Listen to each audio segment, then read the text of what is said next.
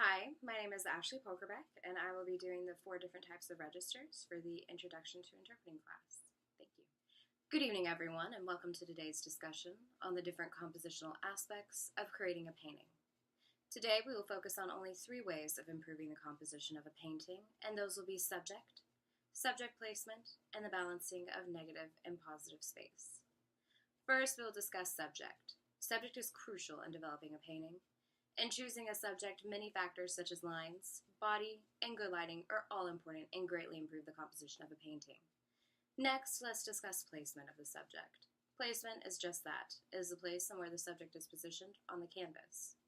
The artist in that moment has to decide where to not only place a subject, but also ensure that it is visually alluring and also makes the viewer observe the whole image rather than merely glancing at it. And finally, let's discuss balancing positive and negative space. The positive space in a painting is the subject, and the negative space is anything but the subject, such as the background of the painting. It is important that there are not any abundance of negative space, or else the subject gets lost. For instance, if the artist decided to paint a penny on a 6 foot by 6 foot canvas, the negative space would far outweigh the positive space, which would be the penny. The subject would be lost, and so would the viewer who is observing the piece. The composition itself is not interesting and loses the viewer's attention. The goal to painting is to capture the attention of the target audience and to hold that attention for as long as possible. Without those 3 steps in creating a compositionally alluring painting, it would not hold any interest as it would of today. Thank you for listening to this discussion today. I hope to see you next time. Majority of you have asked how to make the compositions of your paintings both interesting and alluring. So today I'm going to divulge some important steps in creating an intriguing artwork.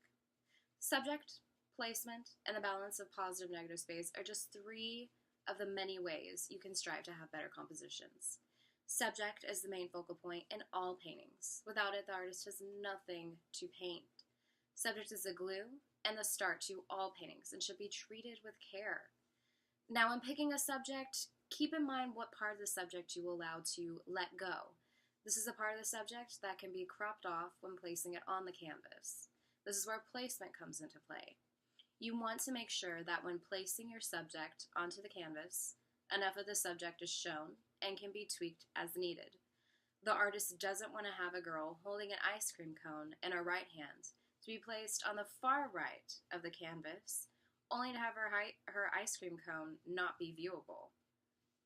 You want to ensure that all the important parts of the subject are within viewable range on the canvas. Next comes the balancing of the positive and negative spaces.